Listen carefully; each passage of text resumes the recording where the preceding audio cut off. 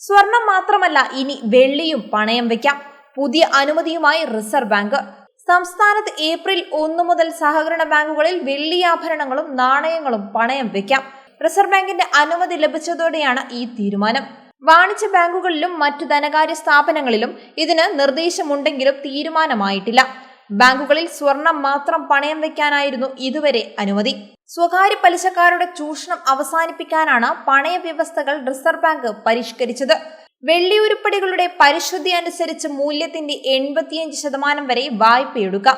ഇതിനായി ബാങ്കുകൾക്ക് വെള്ളി ആഭരണങ്ങളുടെ പരിശുദ്ധിയും തൂക്കവും പരിശോധിക്കാം.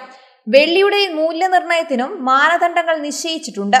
30 ദിവസത്തെ ശരാശരി വിലയിലെ കുറഞ്ഞ വിലയോ അല്ലെങ്കിൽ ഇന്ത്യ ബുള്ളിയൻ ആൻഡ് അസോസിയേഷനോ സെബി നിയന്ത്രിത കമ്മോഡിറ്റി എക്സ്ചേഞ്ചോ പ്രസിദ്ധീകരിക്കുന്ന തലേ ദിവസത്തെ ക്ലോസിംഗ് വിലയോ അടിസ്ഥാനപ്പെടുത്തിയാകണം മൂല്യം നിശ്ചയിക്കേണ്ടത്.